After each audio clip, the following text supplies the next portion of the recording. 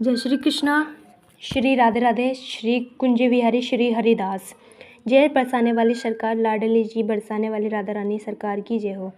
जैसे कि आप देख सकते हैं, वृंदावन में पुंज श्री अनिरुद्धाचार्य जी महान कार्य करते हैं और रोज़ आप दर्शन करते हैं गुरुदेव के।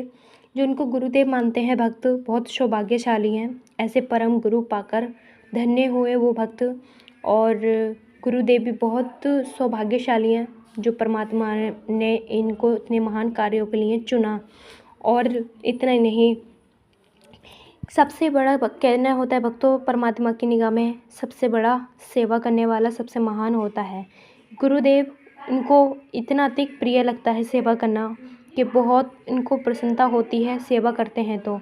और सेवा सिर्फ इनको ही प्रसन्न नहीं, अपने लाइफ में आप भी को नोटिस करके देखना, किसी के साथ गलत करके देखना, आपको घबराहट और दुख महसूस होगा।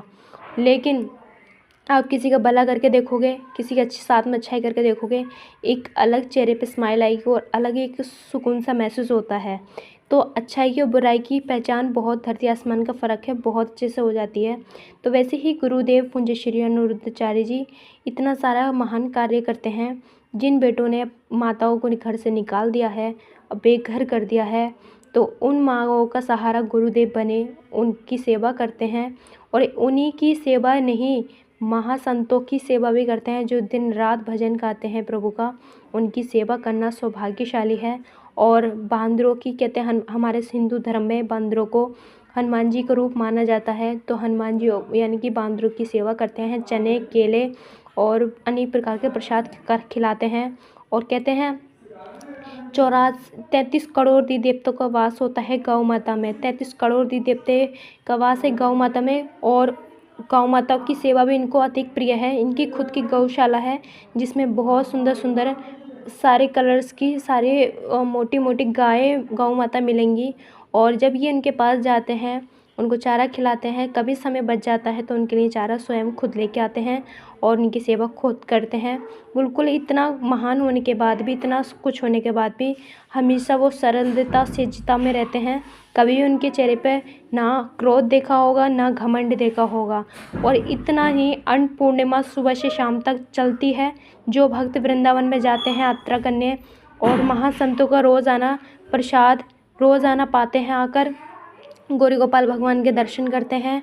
और इतना ही नहीं, रोज़ाना कथा भी सुनाते हैं जो गौरी गोपाल आश्रम में। और काफ़ी जो परिवार जुड़ा हुआ है गौरी गोपाल आश्रम से, वो सभी भक्त कथा का आनंद लेते हैं, कथा सुनते हैं और अपने जीवन में बहुत बहुत लाभ उठाते हैं। और कथा सुनने ही काफ़ी नहीं है, परमात्मा का अगर ज्ञान पाते हो सच्चे हृदय से तो लाइफ में उसको उतारो भी, समझो भी, उसको फॉलो भी करो। और कहते हैं गुरु के बिना ज्ञान मिलना असंभव है। ठाकुर जी की कृपा जिस पर हुई उनको गुरु प्राप्त होते हैं। और गुरु के वचनों पर गुरु का ज्ञान पाकर अपना भक्त अपने जीवन को बहुत धन्य कर देता है। कहते हैं ऐसी कोई गली नहीं जहाँ बालाजी की चली नहीं, जो राम का नहीं वो किसी काम का नहीं। और जो महादेव के भक्त होते हैं या किसी के बालाजी के भक्त होते हैं या माता रानी के, अपनी अपनी भावना है जिसमें भी जागती है। हमारे राधा कृष्ण जी में बहुत ज़्यादा भावना है, उनसे बहुत अटैचमेंट है। तो बस ब्रजवासी तो यही कहते हैं, सारे सुर त्यागे हैं बस एक ही सुर में बाजे हैं, हाल ना पूछो है मोहन हमारा, अब तो सब कुछ राधे राधे हैं। तो वृंदावन में आप कहीं तक भी यात्रा करोगे तो वहाँ पे कृष्ण कृष्ण भेदभाव नहीं करते। वहाँ पे सिर्फ एक ही नाम प्रेम से राधे राधे जपते रहते हैं। और 2 अक्षरों का नाम है हमारी श्री राधा रानी सरकार का, लेकिन कार्य बहुत बड़े बड़े हो जाते हैं अगर सच्चे हृदय से और बहुत सज्जता से भक्ति करो और नाम जप करो। कहते हैं नाम जपने में बहुत शक्ति है और इसी नाम को हनुमान जी ने भी जपा था। इसी नाम को बहुत से भक्तों ने, महासंतों ने जपा है। कहते हैं राम से बड़ा राम का नाम है। जो राम का नाम जपता है बहुत ज़्यादा उसको जो असंभव है कार्य वो भी होकर रहते हैं।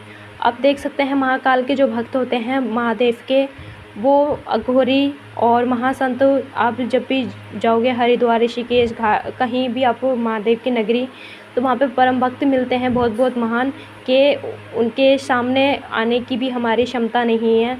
ऐसे महान भक्त जो परमात्मा में लीन होते हैं, ऐसे दर्शन हमारा करना, हम बहुत सौभाग्यशाली हैं। तो आप जीवन में ज़्यादा कुछ ना कर सको, कोई ज़रूरी नहीं है भजन कीर्तन 1-1 घंटा करो या कुछ ढोलक मंजीरे लेके करो। अपने काम करते रहो, अपने कार्य करते रहो, नाम जपते रहो। सबसे बड़ा इस कलयुग में है, कलयुग केवल नाम पुकारा, इसी में उतारेंगे। अगर इस कलयुग में जिसने नाम जप लिया वो अपने जीवन से उद्धार होना है। और अगर आप नाम सच्चे हृदय से जपोगे, आपको एक अलग ऊर्जा महसूस होगी, अलग ही कृपा महसूस होगी। और जो ज़्यादा डिप्रेशंस में रहते हैं, ये आप ज़्यादा कर नाम जपोगे तो आपको अलग ही चमत्कार सा महसूस होगा। डिप्रेशन बहुत ज़्यादा आजकल दुनिया डिप्रेशन में बहुत जा रही है। बहुत चीज़ों का, किसी का बिजनेस का, किसी का लव का, परिवार का, बहुत सारी प्रॉब्लम होती हैं जिम्मेदारियों की। तो प्लीज़ देखिए, परमात्मा सब करवाने वाले हैं और हम करने वाले हैं। अगर हमें परमात्मा हमें पूरी बॉडी को हमारा पावर न दें तो हम कर भी क्या सकते हैं। तो प्लीज़ आप सत्संग सुने, भजन करें, नाम जप करें, अधिक से अधिक आप पैसा भी कमाइए, तरक्की भी कीजिए और ऐश्वर्य आराम भी कीजिए।